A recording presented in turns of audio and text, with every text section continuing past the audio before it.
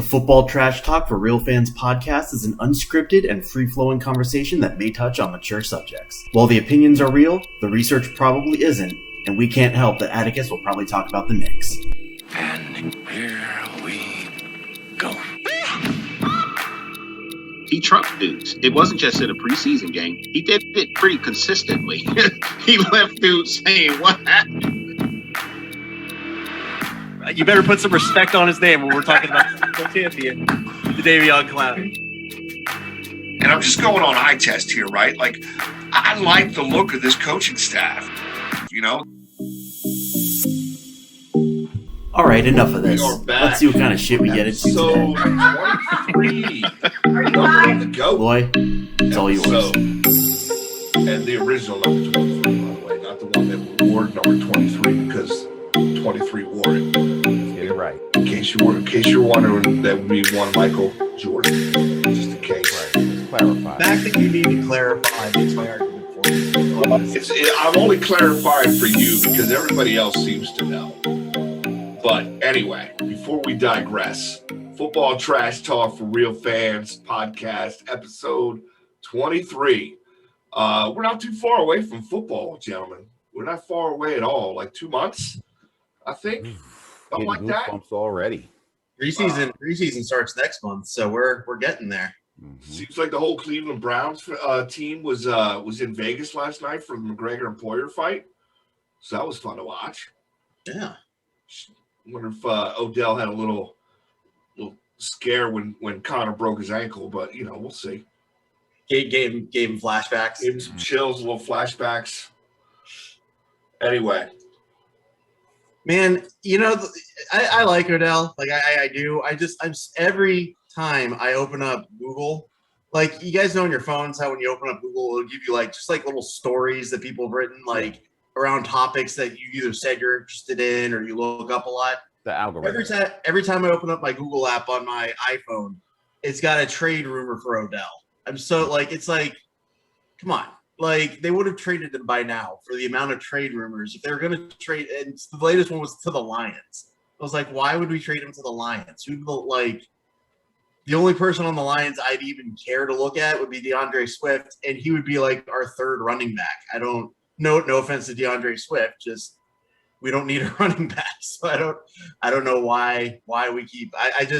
You have Jared Goff now, so a Goff for Odell. I mean, upgraded quarterback would be something that I think the Browns should be interested in, right? Is that what you think? What you think? Yeah. All right. So I mean, maybe if you use him, trade the Eagles for who do the Eagles got? A lineman? I don't even know who we can trade the Eagles for. Well, I mean, he still has some value right now, so those stories are going to continue to swirl. I think that's journalism at its best right now too, right? Everybody's out there. You could put an article on the internet like it's nobody's business, right? And someone's going to pick it up because there's a million out there, and it's all speculation. So why not? I mean, it's fun. We talk about it like, hey, let's trade Odell. Where could we trade Odell to? That's going to make a Browns fan happy. Certainly not clickbait for advertisers. That's all it is. It really is. I mean, honestly, I've been on the record. My trade for Odell is Michael Gallup and a pick. And not because I think Michael Gallup is better than Odell, but because I've said it a few times. We have 30 between him and Landry, we have $30 million plus a year wrapped up in just those two players. And I wouldn't mind easing that a little bit. That's really my only thing with Odell and Landry. I wouldn't say better, but I might say better fit. The trade makes sense for Cleveland. You have two alphas. Jarvis Landry's an alpha. So is Odell, right? You can't have that on a football team at the wide receiver position. And Gallup is pretty fucking good, right? Mm-hmm. But he keeps his mouth shut. Takes his 30, 40, 50 catches a year in spectacular fashion.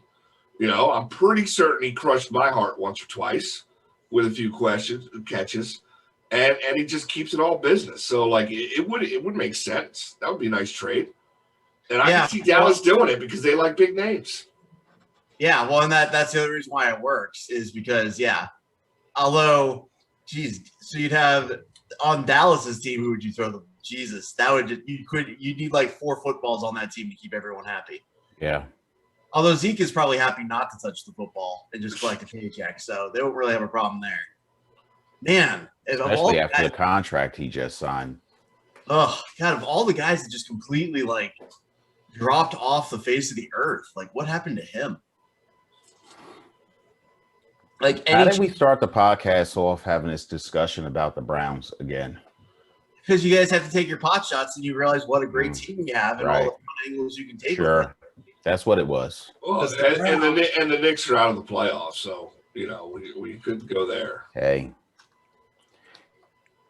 man, Milwaukee's going to fall apart, though, huh? They might. I just don't think they have it. They might get swept. Giannis is as good as he is. He's got no real help either. He's got no real help. Phoenix is watching them through the playoffs. I didn't realize how good they are because we don't see the West throughout the season.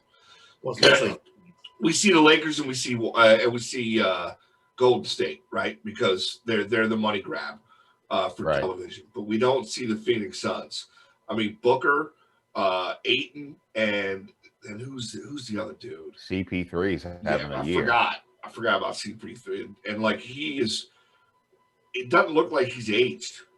But you know what? They complement each other's style of play so well that they remind me of the Spurs when the Spurs were just dominating.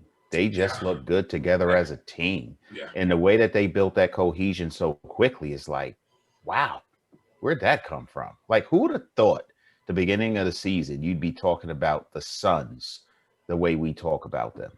And I remember when they drafted Ayton and everybody was like, who? Why'd they draft this guy? Turned out to be a pretty good pick. Yeah. And they lost Sarge for the rest of the playoffs with an ACL. That's not a bad 4th guy to have on a team. Former Sixer, part of the process.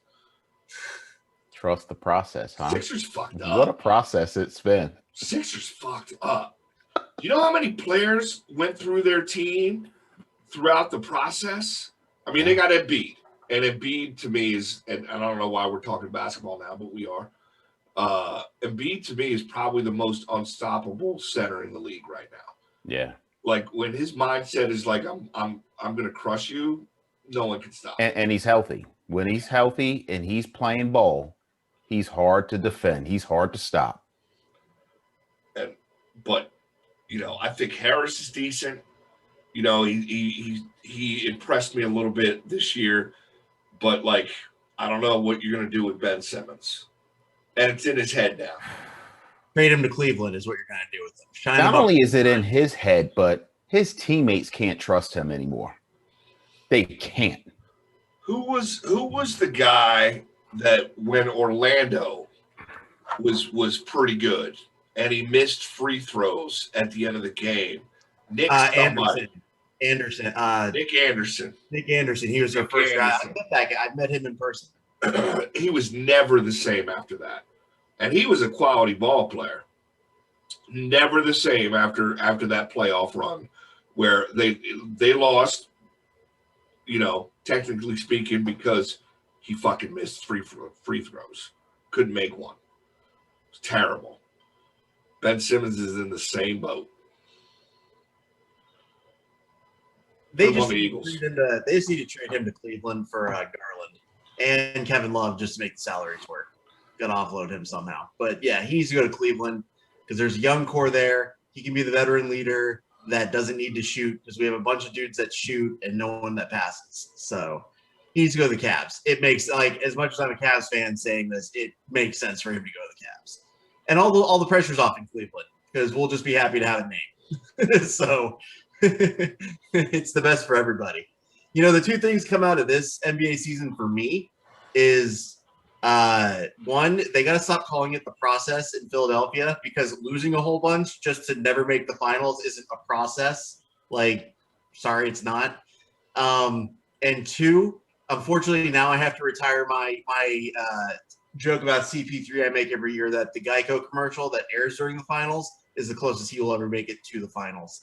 Unfortunately, that was my ongoing CP3 joke that no longer holds water. But yeah, he's having a year though, man. Oh my God! I mean, I never thought that he would make it to the finals either. I mean, I thought he was a good player, but I didn't think he was a finals type of player. But he is just balling. Can we talk a minute though about how like he's hard? I want to root for him, I do, but at the same time, he's kind of dirty, and I don't like it. like, I don't like his ego either. Yeah, he's got. Well, there was a tweet like because I saw an art. I forget where I read the article, but there was someone that tweeted like, "How long into the game before CP3 does his patented get ahead of you and then stops so you collide with him, and he tries to draw a foul, and then he did it like to Giannis's knee, and it's just like, come on, man! Like we want to root for you, knock it off. Like there's a lot of players like that though. Trae Young, oh, he makes me sick. Hell of a talent. He jumps and moves like the magic bullet. Yeah. Oh my God, it's horrible. James Harden. I am not a James Harden fan. I can't stand his style of play. Same thing. But there's a lot of different things, techniques that guys have used, have incorporated into their gameplay to get fouls, to get to the free throw line. That it just takes away from the art of what basketball was, and it's frustrating. But you know what? They've learned that they're going to call a foul every time. So I'm going to do it every time. And until they do something to get rid of that stupid shit, like we had Brady with the tuck rule, they're going to keep doing it. And how can you really get mad at them? What they say? Don't hate the play, hate the game. They're going to change this year. That's one of the things they are. They're talking about it. Yeah, they're talking about making that change, which it's well past due. Yeah. But yeah, I agree. It's like a whole style of gameplay now. It's just pump fake someone and then jump into them and throw the ball up and get 3 free throws. Like, and they can do it because remember the kick out when you shoot the 3-point shot that players were doing and getting a foul called against them for defending and they got kicked. That's now a foul. That's an offensive foul now. So they can do it. I don't know how they're going to do it. Thank God it's not my job to figure it out, but they really do need to do it because it takes away for sure. They need to clean up a couple things, man, because like I'm not a fan of this style of basketball with the loose interpretation of what a travel is and what. Oh my God! Like I mean, I thought that half of Trae Young's crossovers should be carries because he's no question. Like that was a whistle back, and maybe I'm just too old. I'm just not a fan. And like 3, let alone 4, 5, or 6 steps. Yeah, the Euro step they call it. Fuck it, it's not a Euro step. It's a travel, bro. Yeah. That'd be funny if they started calling traveling in the NBA. That'd be hilarious. Because like, there'd be a turnover like every other possession now. Like because everyone and I'll be upfront. LeBron's probably one of the biggest. Like I remember, what was that thing like the crab dribble or whatever he called it? He is the biggest. He didn't even dribble it. He just kind of does this, which isn't going to translate on the podcast. But he kind of like, I don't know. He doesn't even really dribble it. He would just kind of like act like he was dribbling it, but the ball never went down. He would just be holding it the whole time and still take a step. And he called it a crab dribble. I'm like, we're just making stuff up now. Like it's like stuff up. Like schoolyard ball. We're just like, yeah, man, that's a crab dribble. I've been working on that all off season. Like, anyway, football. Hey, we can segue right into the what is a catch if we don't, from what is a travel. So, are we good on what is a catch now? I mean, I think the rule did all right. I mean, I haven't seen it come into play. I don't know. I feel like, man, this last season is such a blur. I can't remember any major penalty like that. They need to clean up what is helmet-to-helmet contact, in my opinion. But especially for running backs. Yeah. Like a running back lowers it, like and like I guess I'm a fan of it. Like I think it's hard running. But like if he could put his head down and put it right in the middle of your chest, which is basically spearing, like maybe I feel like that's natural though. Like if I was gonna run and I knew there was like a 200 to 300 pound dude coming at me, like you're gonna naturally like duck down a little bit, right? Like I feel like there's no way to not do that because it like every running back, if they can't do that, they're gonna get destroyed. Like they're gonna have like 2 season careers because they're like getting tackled standing straight up all the time. Yeah, like they have to. Unless your name's Derrick Henry. And then you get 4 seasons. And then he could run straight up through the entire team. So anyway, I think you were talking about some players that still have yet to sign, and I mean, there's a couple names out there, right? I don't think KJ Wright's been signed yet, and as a veteran linebacker, I think that would be a nice pickup for somebody. Richard Sherman hasn't been signed yet, and as a veteran defensive back, he's absolutely lost a step. I think we saw that last year in the playoffs. But as a veteran coming in and helping some young guys, it's not like he's the worst cornerback in the league. He's not Jalen Mills, right? So we and he still has a job. I think he's playing for the Patriots. So there was a couple right there. Richard Sherman's football IQ will add to any secondary in the league. And then KJ Wright, he's still got a couple of solid years in him. Plus, his veteran leadership will help a young squad, a young linebacker core. They've been in talks with, there's been some rumors that the Giants have been trying to recruit him, and I'd love to have him. KJ Wright? Yeah. Yeah, I don't want to see that. Of course you don't. I mean, let's just be honest. I mean, Melvin Ingram's another name out there, and Justin Houston. So, you got some players out there, man, that kind of at the Chris Long twilight stage of their career, probably don't want to go anywhere that's in a rebuild mode. But if I'm a contender, I'm bringing in one of these guys to play in my rotation. Yeah. I think it depends on what they're willing to play for, though, too. I wouldn't mind Richard Sherman on the Browns, but at the same time, I don't want to pay Richard Sherman what Richard Sherman probably wants to get paid. So I don't know, because, the league, I think, especially in the secondary, is kind of starting to go, at least, and maybe it's because I'm looking at it from a Brown, this is where they're going with it, but it seems to be a lot more teams are trying to do at least get one guy they can ISO. And then, man-to-man and then zone on the other side or something like that. And Richard Sherman, he's not a true, he's not an island. He's not Darrelle Revis. You know what I'm saying? You can't, as much as I'm, to his chagrin, I'm comparing them. But, he's good in, a zone scheme. And I don't know. Where do you put Richard Sherman? What team? Because at Richard Sherman, rightfully so, he probably want to go to a contender.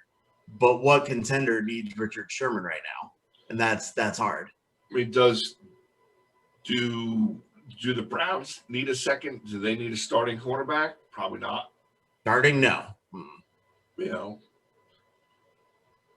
else is out there? Probably somebody on the cusp, right? We need to solidify our defense a little bit better, and maybe we can beat somebody.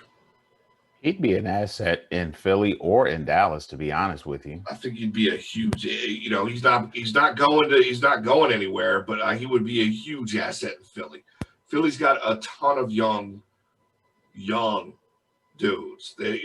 Of course they have Slay, and then they brought in that other guy from Minnesota for the secondary. Mm-hmm. But outside of that, basically young guys.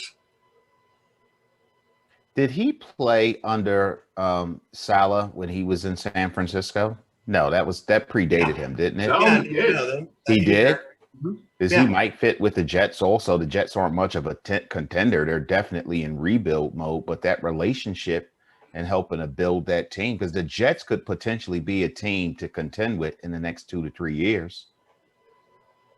I don't know if that's what he wants at this stage in his career, but if you're talking about where he could be the most impactful, because sometimes the impact isn't what you do in that position on the field, but it's what you do to help to develop those players also. And then you come in, they could piece them in different packages, and he can still be highly impactful. The Jets are going to be interesting because I feel like Zach Wilson's mom has gotten more pub than Zach Wilson since the draft. And I don't know, she seems a little bit outspoken. Yeah, unnecessarily. leave it at that. But yeah, and that I She's don't like know. Lonzo Bowles, the Bowles father of the NFL. Who's Zach Wilson's mom? Yeah. Yeah, she's interesting. We'll put it that way. Very, very interesting. I just, of all the teams, just because of the media, I feel like that was like the worst possible situation for her to, or him, or whoever to wind up in. Like, if he would have gone to like, I don't know, some West Coast team like the Cardinals. I mean, I know the Cardinals would have drafted the quarterback, but somewhere out there, I think she would have fit in more. She stands out like a sore thumb in New York, and not in a good way. Well, and all the question he has to answer about his mom, like, really? He's the starting quarterback of the New York Jets, and they're asking you about your mom and not your playbook. Well, it doesn't help that he looks like he's 12 either. I know. Did you not know about Zach Wilson's mom, Mike? No. Oh, wow. Yeah. She's something else. She's all I've heard about. Like I honestly, by this point, would have completely forgotten about Zach Wilson if it wasn't for the fact that his mom keeps popping up in the news. Oh, Like- by the way, did you guys see the link for the shirts? Yes. You did? Okay. No, I did not. Where was that? I put it in the chat. I'll have to check out the chat. You can change it, but the graphics are already there. You change it to whatever you want, rename it yours once you're done. That way the next person can still use theirs. What's your shirt gonna look like? Mine? Yeah. It's blue. It's Giants colors, of course, and the back says G-Men Capo on the back of it with the big FU logo. God, I was thinking we should have probably incorporated Randy on the shirts also, but Randy. it's never been on them. We could modify them, at some point. Yeah, I think we should do that. I think we got to get Randy in there. Yeah. And not that I don't like the logo, but maybe we're at a point where we upgrade the logo. Oh, change the middle finger to Randy. Is that what you're saying? Well, there's that. Do that. I like the middle finger, but Randy would be cooler. Maybe we could put Randy on the sleeves. Yeah. Maybe that we would need be nice. A nice touch. Commission an artist to just give us a better, well-rounded Randy. You think so? I like Randy the way he is. He's kind of like choppy. The way he is, man. Why are you judging Randy? I'm not judging Randy. I'm just saying, I think Randy embodies the trash talker perfectly in the way he looks. Agreed. Got limited knowledge. He don't care about nothing what he looks like. He just look like he ready to talk shit. He's wearing an extra large shirt, whether he needs an extra large shirt or not, just because it's just safer to buy an extra large.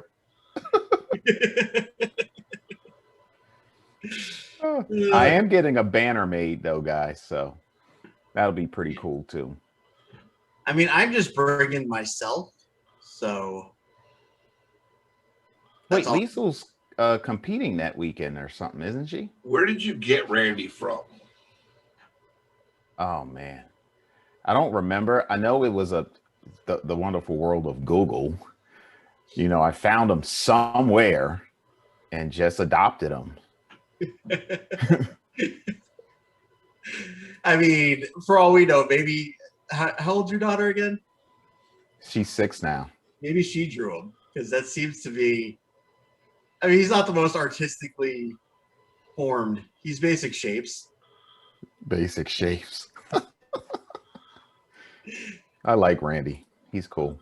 But yes, to answer your question, Liesel does compete, and actually it works out because she competes later Sunday night. So I'm going to fly into Philly Friday, make Lloyd drive me up to Lehigh Valley. Then we're going to the barbecue. Then you're driving me to the airport. I fly out 8 o'clock Sunday morning and arrive in Orlando at noon, and Liesel competes later that day. So perfect. Yeah, I'm going to have quite the weekend. It is a really busy weekend for me. Yeah. Mm-hmm. but a good weekend. It's a good weekend. So was that it? Was those two guys, those three guys, were those all? I mean, that's like, I mean, there's a couple linemen, and they'll get picked up because somebody always needs a lineman at some point in time. But like as far as, so you have Houston from the Colts, Melvin Ingram, who played for the Chargers, KJ Wright, and Richard Sherman. Right? To me, those are the four big names that are left. I don't think there's a ton of other free agents that are still free agents, but not the impact player. More like a filler. Well, the other one I'm going to throw out there, who's currently on a team, but is rumored that he's not going to make the cut just because of the way the running back room played out. But Mark Ingram probably isn't going to stay with the Texans. Heard about that. Yeah.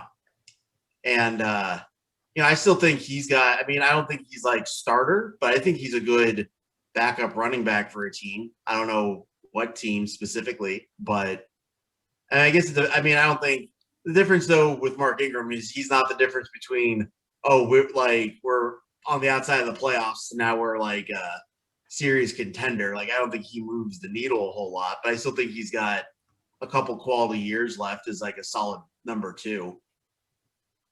Bring him to Philly. Philly's back room is packed. You got a nice running back room already. They are packed. Somebody's not making it. Well, we picked up that kid Clement. Yep. He's not bad, but he wasn't, a Boston Scott or Miles Sanders. No. And Jordan Howard. Or Jordan Howard. Yeah, you got a nice running back room. I mean, it's no Cleveland Browns running back room, but it's not bad. There we go. We have the best 1-2 in the league. You can't take it away. You can't. You can try. You can't take it away, but you can mention it every week. Oh, yeah, of course. We can talk about the offensive line room, too. We have a pretty good one of those. You guys want to talk offensive line rooms? 7 and 10. That's all we're going to talk about. 7 and 10. 7 and 10. Okay. Can we go? Do you guys want to go back to the prediction podcast?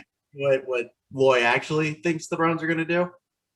And that was pre-draft. That was just based off of. We're not doing that. We're not doing that here. There's got to be a little bit of trash talk on this podcast. So, enjoy.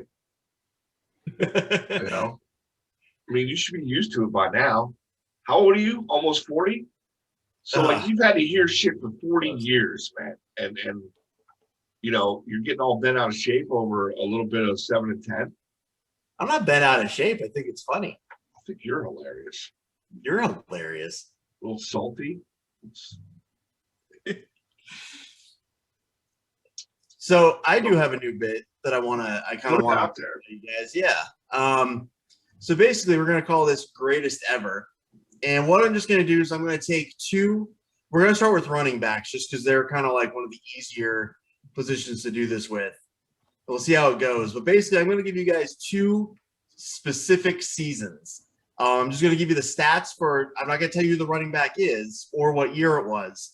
I'm just going to give you 2 seasons, and we're going to debate which one you would want for your team just for this year. So if I could guarantee you, for example, these stats for your team this year, which one would you take? Does that make sense? I know it's a little convoluted. We'll try it once, see how it comes out. So if you want to take notes, here we go. The first season, 348 carries, 1,815 yards, 28 TDs, an additional 56 receptions for another 500 yards and 3 TDs, and only 2 fumbles. So 31 touchdowns overall.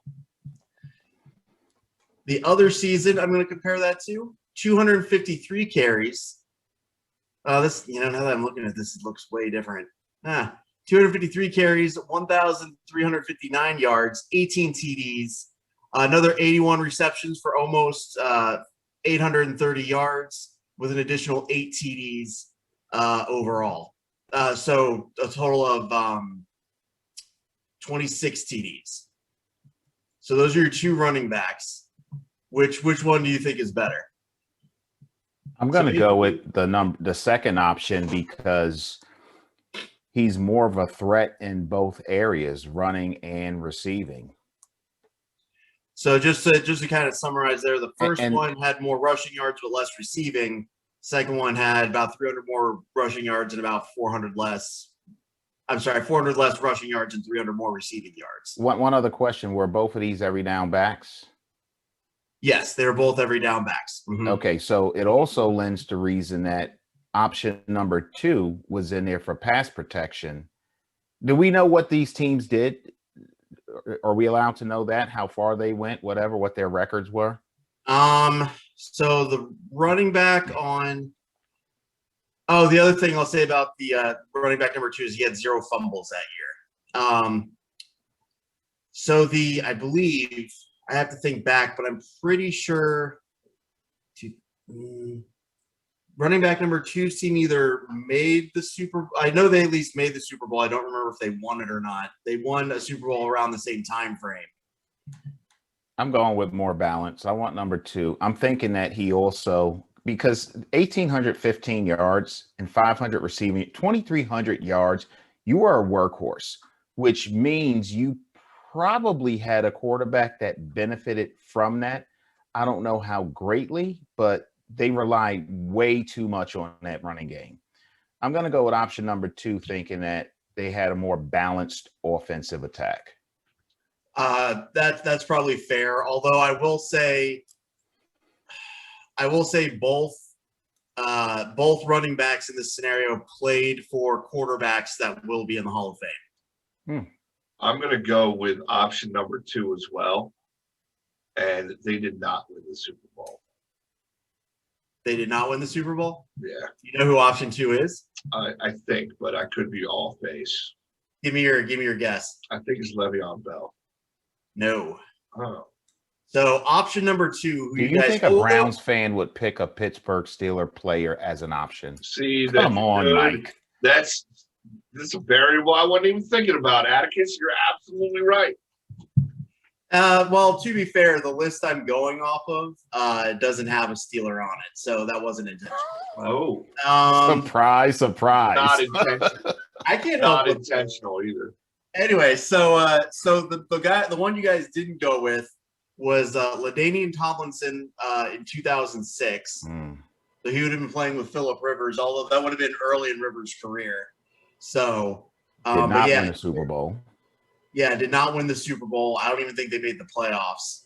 And the other guy that you both picked was Marshall Faulk of the 2000 St. Louis Rams. I don't remember if they won the Super Bowl that year. I know they made the Super Bowl. I just don't remember if that was the loss to the Patriots or the year they won it. The greatest show on turf. Yeah. So that was so Marshall Faulk there getting some love from the pod. What a season LT had, man. Yeah. Yeah. But they worked him to death. Oh my God. Yeah, by the time he got to the Jets, he had nothing left. I mean, He's they beat up. Yeah. That's a lot of mileage, a lot of damage, a lot of hits. Yeah. You know, the one thing I remember about LaDainian Tomlinson more than anything is I remember when Reggie Bush was coming out, and they did this report on how Reggie Bush, to get ready for the NFL, went and trained with LaDainian Tomlinson. And this is Reggie Bush, who I think, shattered all kinds of college records, was considered one of the most electric players, probably you'd assume in really good shape. Dude threw up after the first workout with LaDainian Tomlinson. That's how crazy LaDainian Tomlinson. I didn't know about that. Yeah, I specifically remember that interview because he was going to be a top draft pick and the Browns had a top draft pick, so followed that one rather closely. So what did you guys think? Was that fun or is that kind of meh? I liked it. I liked it. Just for reference sake, the Rams won the Super Bowl the year prior to that season. Okay, yeah. I was thinking that was either the year they won or the year they lost to the Patriots. I just didn't know. Still had a pretty decent year that year, though, as well. Mm-hmm. He had a lot of decent years. Yeah. So we're gonna do this. We'll do this one more time. I can pull two other guys off of this list. So, okay, here we go. Ooh, this will actually be. Okay, here we go. So again, 2 running backs. We'll just stick with running backs because that's the list I'm on.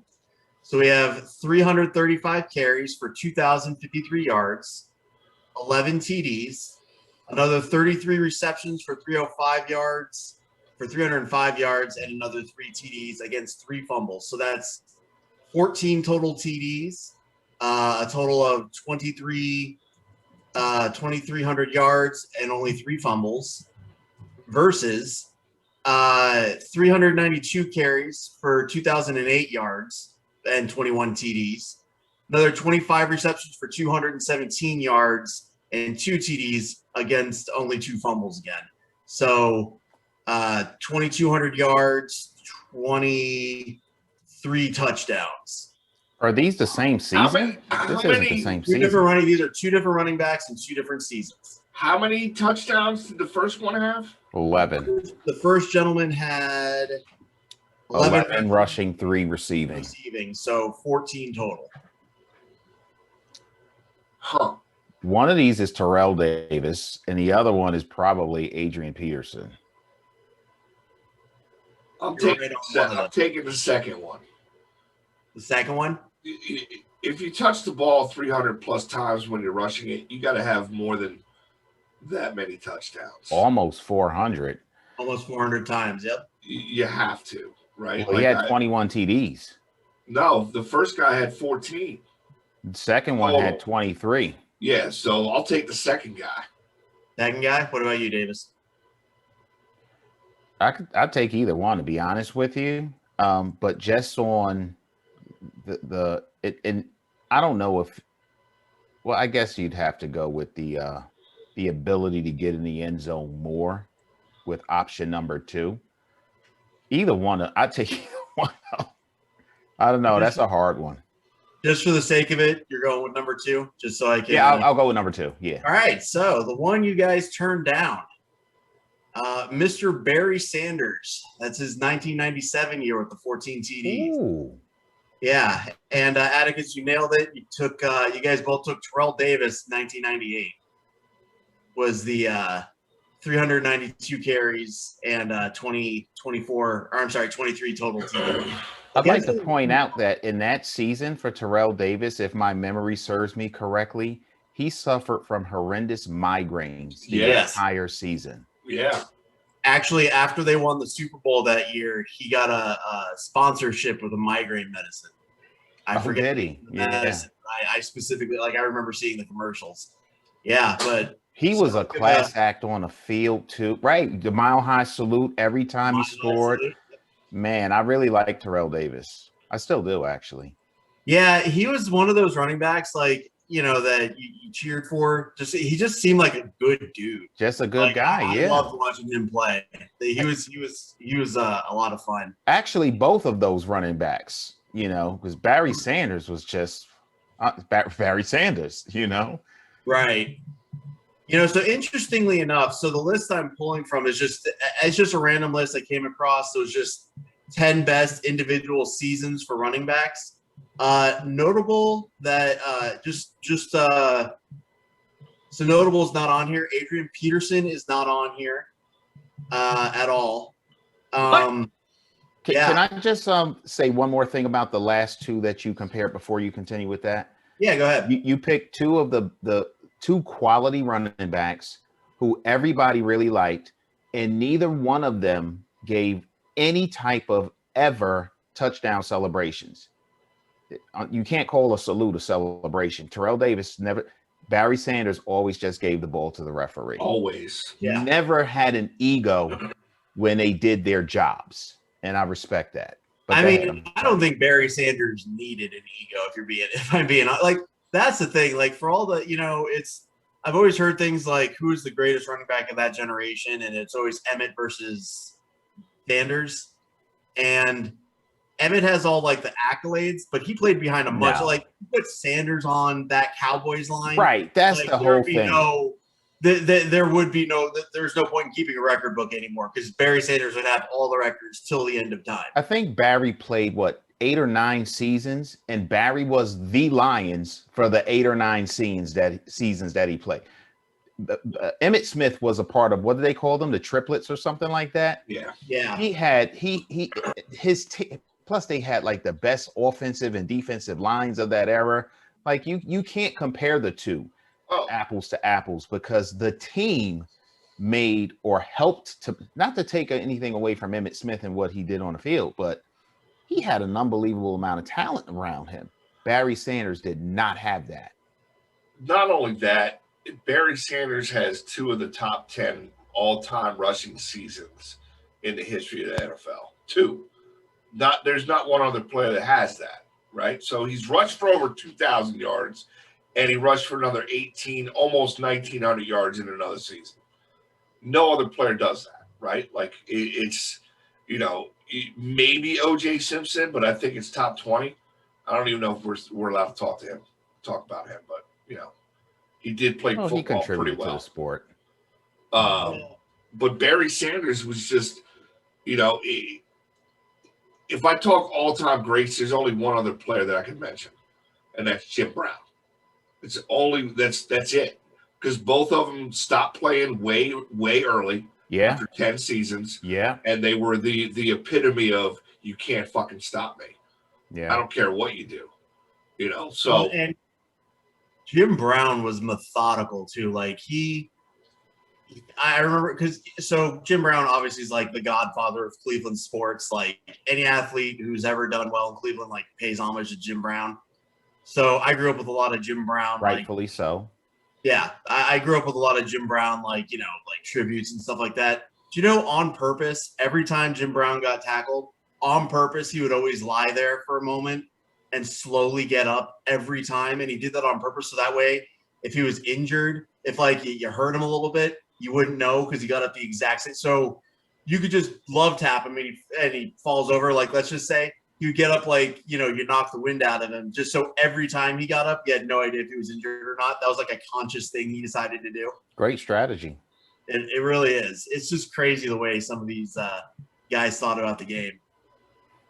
He'd be awesome to get to just talk football with for an hour. You want to talk about people for the podcast? Get him on here. Life in general. Right. We're gonna do this one more time. This one's gonna be a little bit of a curveball, but so I'm gonna date this guy just a little bit. There were only 14 games played in a season when this guy played. So his Redskins won a Super Bowl that year. So here we go. So first one is 332 carries. Again, this is a 14-game season. 332 carries for 2,003 yards and 12 touchdowns. Another 6 receptions for 70 yards and no touchdowns. So 12 TDs total against 7 fumbles. Versus 329 carries for 1,817 yards. Oh, geez. He did a lot better in the receiving. Okay, I didn't catch this the first time. I'm sorry. So it's 329 carries for 1,817 yards, 16 TDs, another 28 receptions for 427 and 7 TDs. And again, he had this player also had 7 fumbles. And again, this was across 14 games. So the first one, again, just to recap, 2,003 rushing yards, only 70 receiving, 12 total TD against 7 fumbles. Second guy had 1,800 rushing yards with another 427 receiving, so about 2,200 total with 23 TDs against 7 fumbles, and both only played 14 games. I'm going option 2 again. Option 2? I'm loving option 2 today. I like option 2. So option 1, and arguably his most famous season, was O.J. Simpson in 1973. And option 2 is O.J. Simpson in 1975, where apparently they found the passing game to the running back. So beast. Yeah. Beast. I know it's like weird because O.J. Simpson's obviously my first memory of O.J. Simpson was I was aware he was a football player, but my first, memories of him are the slow speed chase and all that through LA. it's just weird. Like, you forget how good he was. On this list of top 10 individual seasons, he's got 2 of them. Him and Jim Brown are the only repeat running backs on this list. Not top 10. Individual seasons, yeah. Those are Adrian. You said Adrian Peterson wasn't on that list, right? Yeah, Adrian Peterson isn't on this list at all. But he should be because he had 2,097 yards in 2012. You know what I mean? Right. So I don't know where you're getting your list from, but it just seems a little skewed. Is that your cat trying to jump on a bed behind you? Yeah. I keep seeing something rise and fall. He's scratching on the door. I'm gonna give me 1 second, guys. Hold on. And then my other question would be, when Jim Brown ran in 63 for like almost 1,900 yards, how many games did they play in 1963? I think they played 12. 63. Wow. Let me see. That predates me, Mike.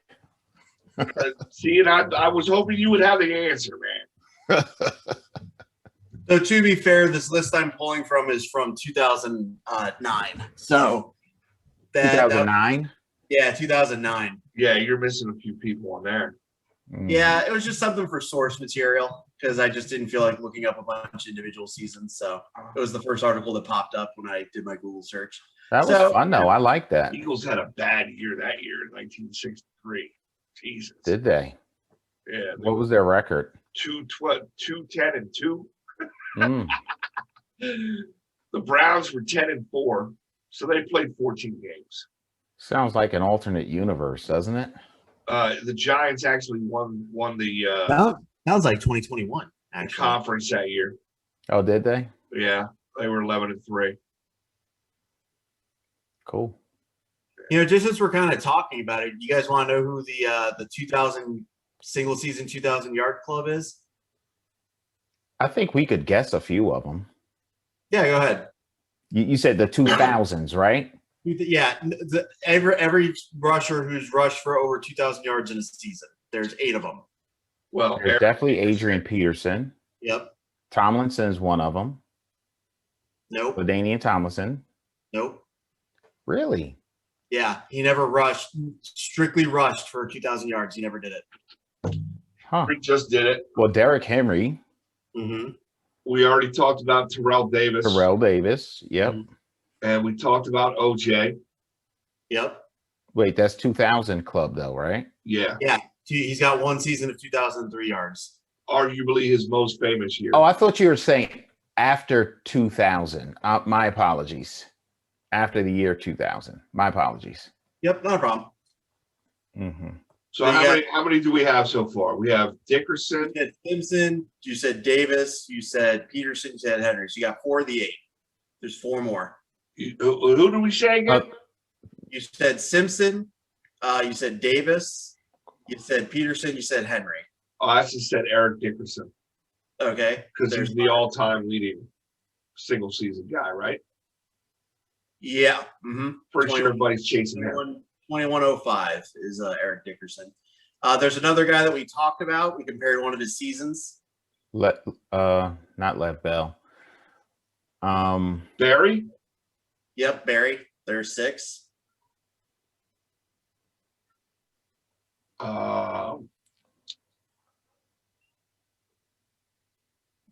Chris Johnson.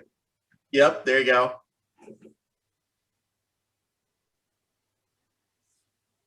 And I will give you a hint, but for the last guy, out of all the rushers on this list, he's the one I hate the most. Oh, so he plays for either the Steelers or the Lev Bell? No. Lev Bell never ran for them. Nope. Steelers, Bengals, or Ravens.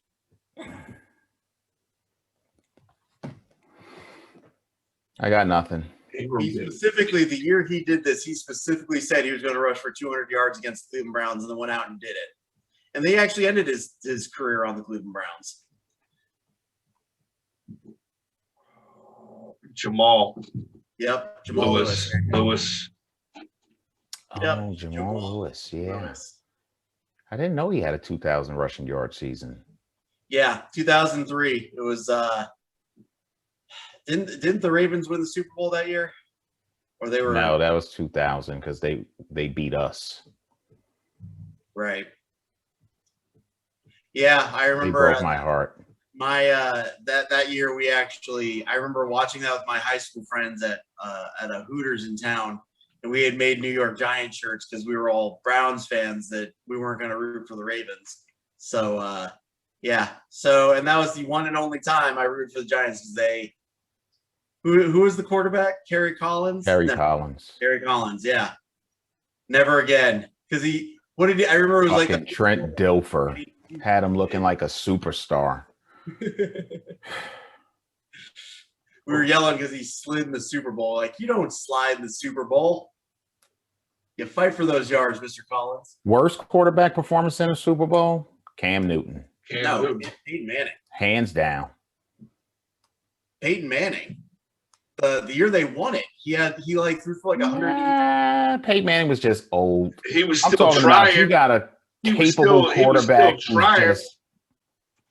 Right, he was trying. Cam Newton was just like, didn't even want to be there, bro. When he got T-Rex arms on that ball, all he had to do was dive. You're 6'6", 280. Dive. Go get the ball. Worst performance in the Super Bowl ever. Never forget Period. that. You know what's interesting about that list of 2,000-yard rushers is, like, I always talk about, the workload that rushers get. But I think other than Chris Johnson, maybe Terrell Davis, right? Like, the other guys still stayed productive for a few years. Book will be out on Derrick Henry. See what happens. He's had a couple heavy loads 2 years in a row. Yeah. But Barry kept playing. Peterson, I think he's still playing, or at least trying to be on the team somewhere. Yeah. Did he get signed? I think he did get signed, didn't he? Eric Dickerson kept playing for a while. Mm-hmm. He was really good too. So just for the record, those two Super Bowl stat lines, Cam Newton was 18 for 41 for 265, no TDs and an interception. Peyton Manning was 13 for 23 for 141, no touchdowns and an interception. So what was their QB ratings? What I'm looking at doesn't give me that. It just gives me those stats. Cam was 18 for 41. Yeah, Cam was 18 for 41 for 265, no touchdowns and an INT. Peyton Manning was 13 of 23 for 141, no touchdowns and an interception. So it's comparable from a stat line. And fun enough, those were the same game. So that could be the worst quarterback Super Bowl ever. That is flat out. They both had really good defenses that year too. All Cam had to do was dive for the ball, and they might have won that game. Denver did have a pretty solid defense that year, though. But see, Peyton Manning was playing on a team I'd argue he had a better offense. Because that was back when you had I think they still had Emmanuel Sanders. He back was then, done, at that point in his career, he was done. He had no arm strength. He was not the Peyton Manning that we grew up saying, one day you're going to be able to say that you saw this man play live. Like, he was no longer that player. He was just at the ugly side of the end of his career. He got old. He did. Well, and not only that, the neck surgery he should not have probably played again. Yeah, but kudos to him first for year in playing. Denver, the year that they lost the Super Bowl to Seattle, that season he had a really good fucking season. Mm-hmm. Yeah, that was the year he had like 7 touchdown passes in the game, and I think he set some other like single game record for like most like passing yards or something like that. But you guys want to know my most controversial sports take ever? Sure. You sitting down for this one? Peyton Manning, one of the most overrated quarterbacks in NFL history. There, I said it. Because here's the thing. Here's what I think about Peyton Manning. There's a thing. There's a thing. Okay. If I'm in a Week 15 game and I need to beat the Bengals, I'll take Peyton Manning all day. No problem. You give me a Week 13 game against Atlanta. Oh yeah, I'll take Peyton Manning. You give me the playoffs though, and I can name like 2 or 3 other quarterbacks in his era I rather have. Like first and foremost, Tom Brady, obviously, but like he was never good in the playoffs, and that's great that you can smoke Detroit in Week 10, but the second he got to the playoffs, they every year they would choke. They would lose to someone they shouldn't, or they would eventually lose to the Patriots. So you're saying he's a Phillip Rivers? Yeah, more or less. Yeah, great regular season quarterback. Don't get me wrong. Like I'd love to have him on my fantasy team, but I don't want him quarterbacking my team in the playoffs. And I don't know if it's because he got too much in his head, or he felt he had something, like it looked like he was playing ghosts all the time. Looked like he wasn't playing on the field. He was playing something greater that was going on. And so you're saying he was the Ben Simmons of the NFL. That's what you're saying. Yeah. Yeah, pretty much. Yeah. All passing, no shooting. It's just choking in the clutch. So I don't know if I agree with that. Him being Well, Ben- so Dan by Marino, that standard, Dan Marino would be on your list too, exactly. right? Dan Marino is one of the greatest passers in the history of NFL. Right, but the difference between him and Dan Marino is Dan Marino never had like the entire team custom tailored to his skill set. Only on offense. Not the way they built a team around Peyton Manning anyway. Like Peyton Manning had a top flight, at least one top Mark flight. Duper was pretty good. What? Mark Duper, wasn't that his name? Mark Duper Super and Duper. Clayton. He was pretty damn good. Duper Right, and Clayton. But when He had did a bunch of players. I mean, Marino never had like this type of offensive line Peyton Manning had. Marino never had running backs the caliber that Peyton Manning had. Marino did. They built like to the detriment of the defense almost. They built that team around Peyton Manning. They didn't do that for Marino. I think a lot of people would disagree with you. I mean, you can form an argument to say that you said he's the most overrated? Overrated quarterback, yep. Yeah, I think he was pretty damn good. I think that he could have been better when it comes to the playoffs, but don't we all want to be better when when you're there? Think but the amount of coverage he got from ESPN and everyone else. So in 5 seasons, he went deep in the playoffs. 5. And I know he's played a lot of years, right? But like, how many quarterbacks can say that they went deep in the playoffs? And other than Tom Brady. Other than Tom Brady during that era. Nobody. 5 times they went deep. What are you defining deep? Like past the first round or to the championship? 3 or more wins in the playoffs. 3 or more wins in the playoffs? Yep. Let's see what Google has to say. Hold on. I don't know. I think Peyton Manning was pretty good. Hey, and just another thing, we talked about those running backs. We never made any mention of Gale Sayers, Walter Payton. I'm wondering how those names never came up. Hey, what was the kid that played for the Bills? Thurman Thompson or something like that? Thurman Thomas. He was pretty damn good too. Yeah, but he lost the Super Bowl 4 times in a row. But hey, listen. So he's a choker. You can't take away from getting to the AFC Championship. One of the most overrated Russian running backs in the history of the NFL by the guidelines that we procured to ourselves to with this podcast. Listen, a lot of people, and rightfully so, you made it 4 times and you lost. They forget they made it 4 times in a row. Okay, in a row. Like, that's unthinkable. Even in a Tom Brady era, it's unthinkable 4 times in a row. You can't even do that in basketball where the league is set up where you can have super teams to do it 4 in a row. In a row. They did it in football. And lost. That's impossible, bro. And lost. Good Hey, Lord. and I don't know if Chris was old enough to watch and enjoy. I mean, what did they call them? They said that they were going to need Patriot missiles to stop Jim Kelly. He Yeah. was that good. Yeah. Oh, here's another name on the list. Throw him on that list, right? How about it, Mike? Yeah. Jim he's Kelly. Joker. Another Jim choker. Kelly took his team to the Super Bowl 4 years in a row. Couldn't get it done, man. Didn't So get a he's ring. Overrated. I'm not saying he was overrated, though. It's not just making it there and losing. That doesn't make you overrated. Terrible. Jim Kelly had nowhere near the pomp and circumstance that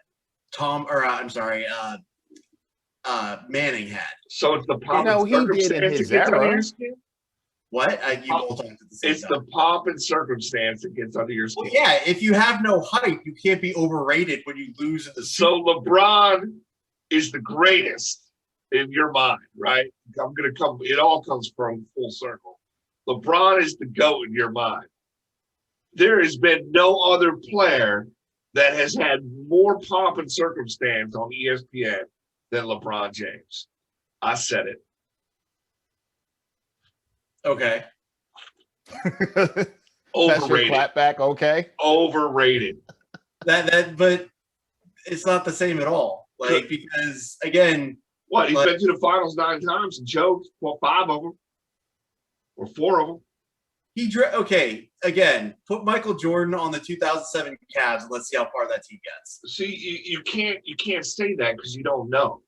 Exactly. You There's don't know. a difference. So And they still lost. right. Still Name lost. name another person on the 2007 Cavs. Gaskis. There was a couple of Yeah, there were a Sideshow couple Bob, old players. Right? Sideshow Bob. Yeah, exactly. Exactly. Just for the record, as far as postseason Eric Snow. quarterback success, Peyton Manning is tied for 10th with names such as Ben Roethlisberger, John Elway, Eli Manning. Ahead of him, as far as like what is considered better postseason success, you got Tom Brady, you got Joe Montana, you got Troy Aikman, you got Otto Graham, Johnny U. What else we got up here? We got Terry Bradshaw, which I don't know if I agree with. Bart Starr. So yeah, It's an impressive list. He did win 4 Super Bowls. And he's number 10. And you called him the most overrated. tied for 10th. He's tied for 10th with 1, 2, 3, 4, 5, 6, 7, 8, 9, 10, 11, 12, 13, 14, 15 other quarterbacks. He's tied for 10th. And there's also 4 guys tied for 6th and 3 guys tied for 3rd. So he's about 21st on this list. Okay. But number 10. I'm just saying, you're saying So like if I finish second in a golf tournament and I'm tied with 7 other people, I still finish second. okay. So the tie with other people doesn't matter. He's number 10. To call him the most overrated player is just an egregious. all right, just from his, we'll just take everyone in the number 10 box. Would you rather have Peyton Manning in their primes? We're not going to worry. Like, would you rather have Peyton Manning or John Elway in their prime? Gotta have Elway. Peyton Manning. I like Elway, but I Elway hate took Elway. chances that Peyton Manning would not take. I hate Elway, and I'd have to take Elway. You know we beat his ass in the Super Bowl, right? Yeah. You'd be making a mistake. Go ahead. Elway did way more with less. Would you take Oh God. Roger Staubach or Peyton Manning Manning all day. over Staubach? Yes. Is that because he's a Cowboy? You hating? No. It's a different kind of quarterback play, man. Let's see who else. I mean, none of these other guys are really like in a. I mean, the other guy in there, Eli Manning or Peyton Manning. I feel like Peyton Manning wins that one. I give him Peyton. Come on, man. Actually, this is a good debate: Ben Roethlisberger or Peyton Manning Peyton. in their primes. Yep. I don't think you're really taking into consideration how good Peyton was in his prime. I really think you're glossing that over for some sort of unexplainable disdain you have. Saying he was overrated him. is the same as saying he was bad. I'm not saying Peyton Manning was bad. But you're asking the question right now. In his prime, which means even the most ardent hater would be like, yo, he had a good year that year, though. Well, yeah, In he his had prime, he was like, there was nobody better. That like he would get on the field and make the best in defenses. his prime, 90% of the time, he was JV. curb stomped by Tom Brady. What do you mean there was nobody better? What are you saying? In his prime, he was curb stomped by Tom Brady 90% of the time. How was he curb stomped by another Like quarterback? head to head, that like Tom Brady's like destroyed him.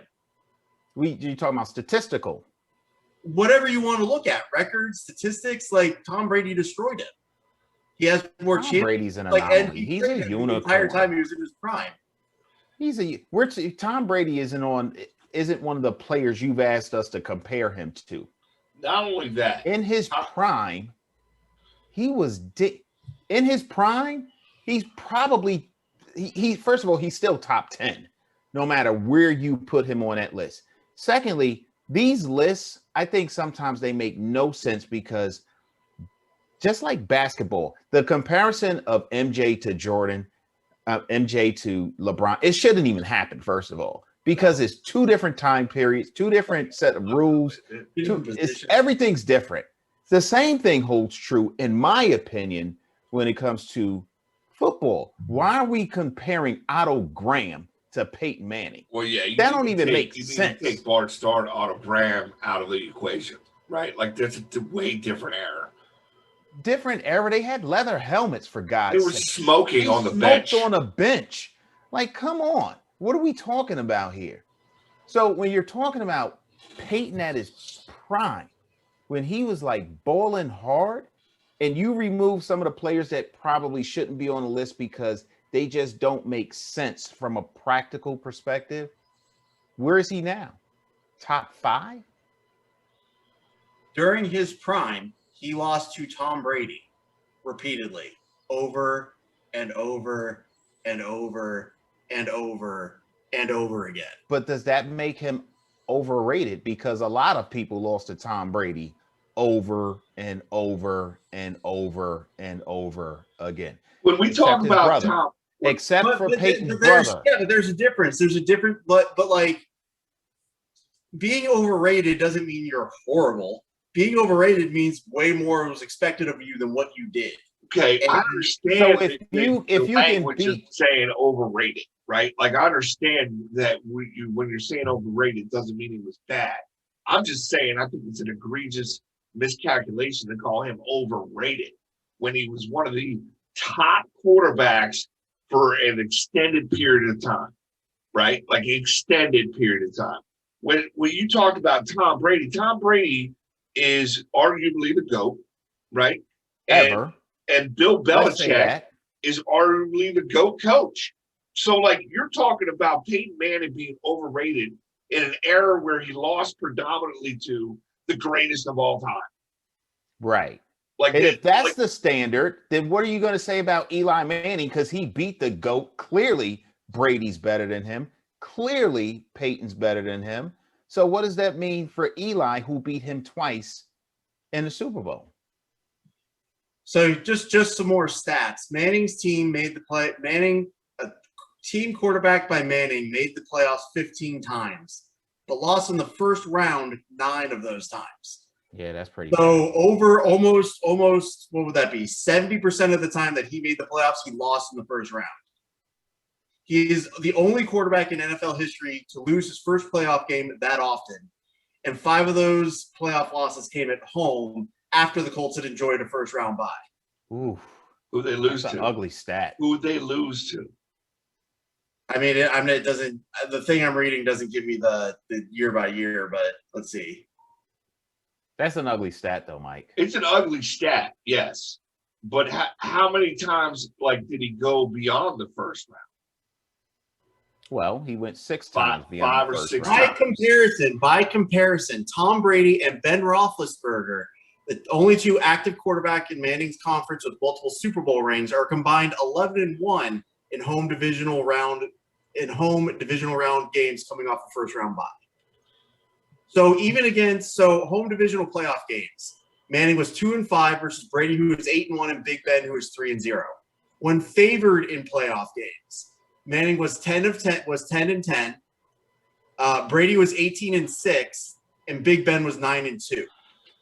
So I love the fact that you want to bring stats into your argument, but like, here's my question for you. You're bringing stats in of Hall of Fame quarterbacks when we're talking about whether someone's overrated or not. Like, all three are Hall of Fame quarterbacks. Like, so where's the overrated part of it still, right? Like, I'm confused there. So out of all those three Hall of Fame quarterbacks, who's the number one overall pick? Tom Brady. Tom No, Brady. The number one overall drafted pick from the 6th draft round. you're talking about. Yeah. Listen, I'd take him number one overall today still. If he would give me what he gave the Indianapolis Colts and what he played for the Broncos also, I'd still take him. So let's see. 1999, Colts win 13 games, lose in the first round to the Tennessee Titans, score of 19-16. So it's not even like they were shootouts. He was losing. Titans went to the Super Bowl that year. Titans were pretty fucking good that year. That's fine. Who was their quarterback? My point is, they're like, well, yeah, every team you play in the playoffs is like pretty good. He's losing at a normally large. He's clip. not losing. Right. The Colts are losing. How did he? Just because it's like Donovan McNabb, right? He made the NFC Championship game full 5 times, right? And I hate Donovan McNabb, right? Do you? Yeah, this is like the first time I've said his name out loud in a while, right? It's always been number 5. But anyway, is he a Hall of Fame quarterback? 2005, the Colts start 13-0 and wind up finishing 14-2, ranking second in points scored. They scored just 18 points in the wild card loss to the Steelers. 2007, the Colts win 13 regular season games, ranking top 5 in every key offensive category. Manning throws 2 interceptions and loses 28-24 in the divisional round to the San Diego Chargers. So how does this prove your overrated part again, though? Well, again, my thing is, my argument is, you got a week 10 game against the Atlanta Falcons you need to win. I'll take Peyton Manning all day.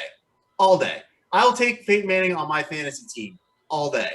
But if I have a playoff game I need to win, coin flip at best. And these stats. So he spent 4 years in Denver, right? And 2 of those 4 years they went to the Super Bowl, going 1-1. Okay. Arguably. The first year they were in the Super Bowl, they got destroyed. The second year in the Super Bowl, they won, and Manning had arguably the worst QB stat line in Super Bowl history. Okay. But they went 1-1 in the Super Bowls. And my point was that he played with a much better defense in Denver than he probably ever did in Indianapolis. Yeah, those Indy teams, he probably had 1 or 2 seasons with a decent defense. And just for those other 2 seasons in Denver, the Broncos win 2012. The Broncos win 13 games, ranking in top 5 on both sides of the ball. Manning throws 2 picks in an overtime loss to Baltimore. They lose 38-35. In 2014. Sounds like he did his job, 35 points. Okay, so they scored 35 points. They lost because they gave up 38. So, Right. Who was the quarterback of that Ravens team? And I'm not saying it to be argument. I'm just it was probably Flacco. Did they win the Super Bowl? Joe Flacco. That's right. How do you not know that, Groman? The Broncos win 12 games, again ranking in the top 5 on both offense and defense. Manning throws for only 211 yards in a divisional round loss to the Colts. So in his 4 years in Denver, if we just want to look at those, he gets blown out in 1 Super Bowl, worst stat line, possibly arguably the worst stat line for winning QB in a Super Bowl ever. And the other 2 times with a top 5 offense and top 5 defense, doesn't make it past the divisional round. Man, we are posting a poll with this podcast to the masses.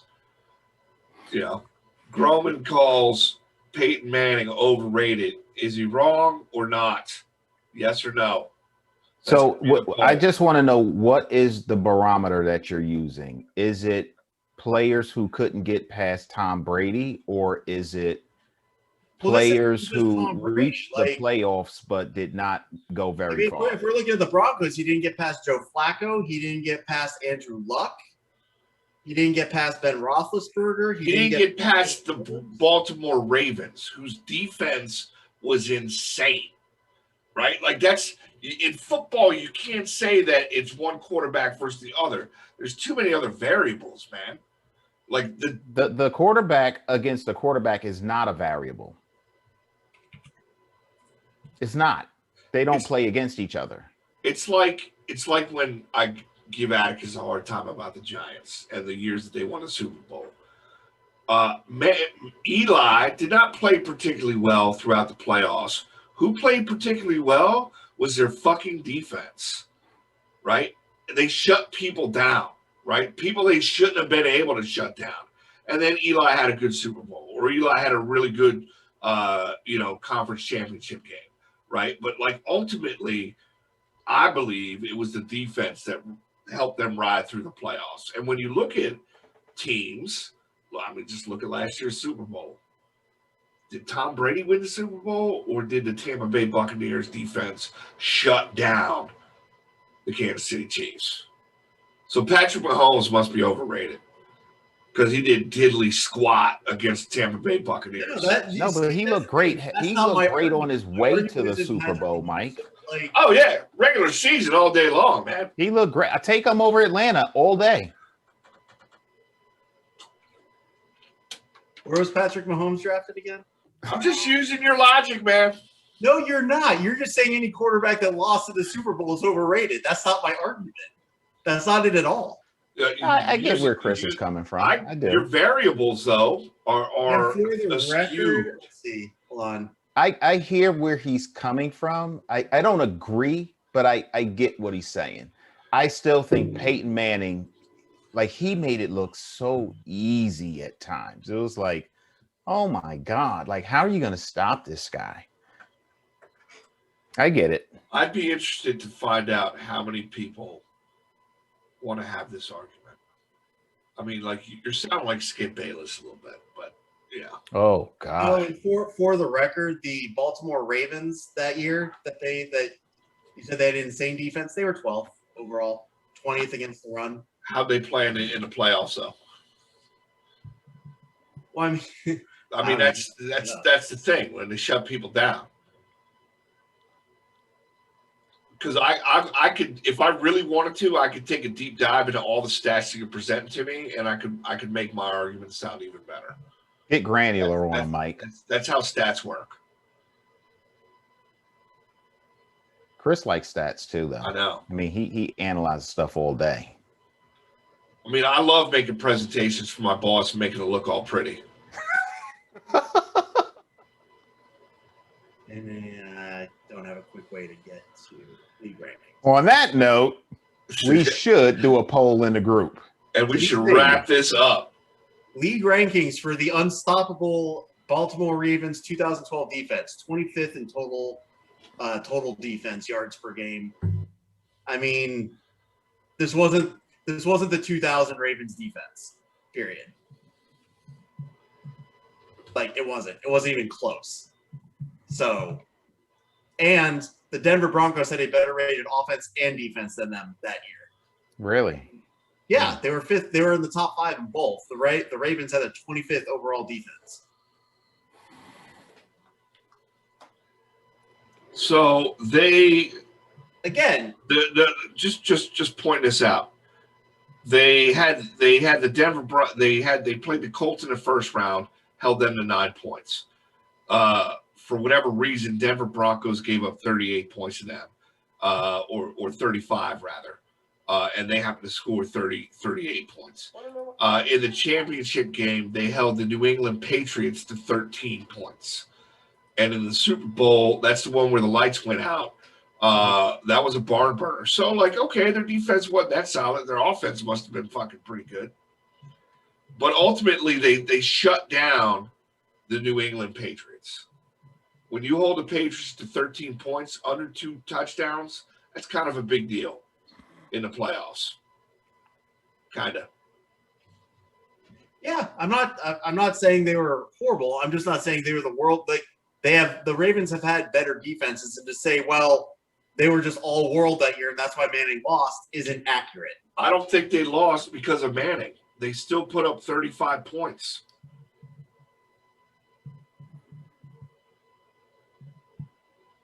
Just saying. But I want to see. Just saying.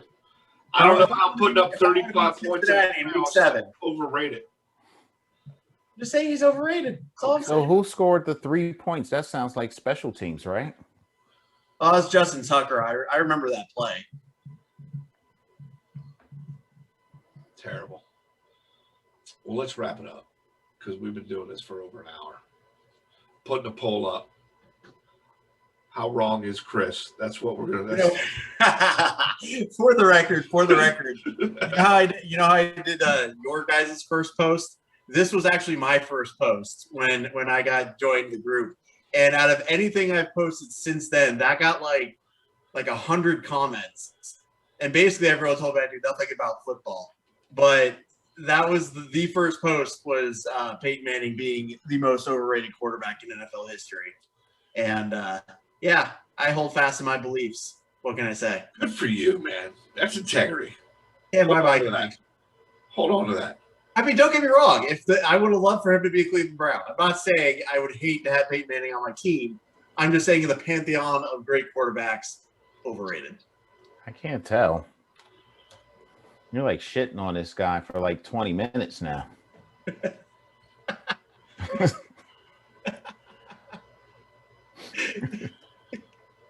He had a big forehead. What can I say? Oh my God. He saw the plays developing before they happened with that. Because he had extra processing space. Oh, man. Anyway. All right, guys. I'll let you go. I held you captive long enough. See you next week, gentlemen.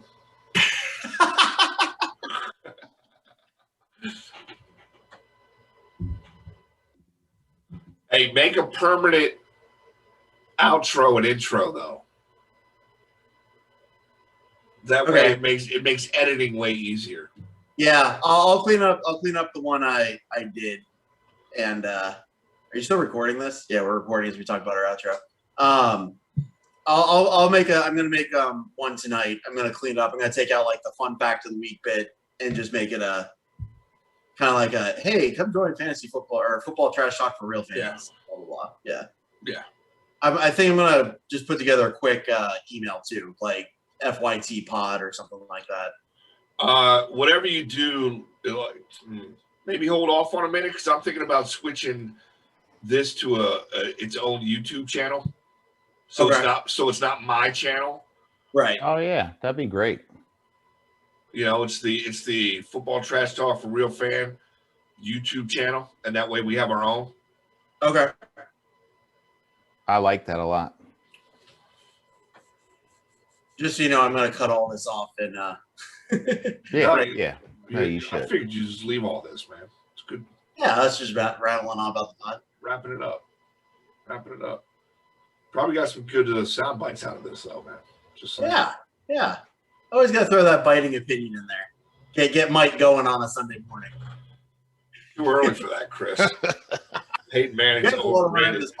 Hey, real talk though. When the season starts, you guys want to move to Saturday recording, so that way we're not like.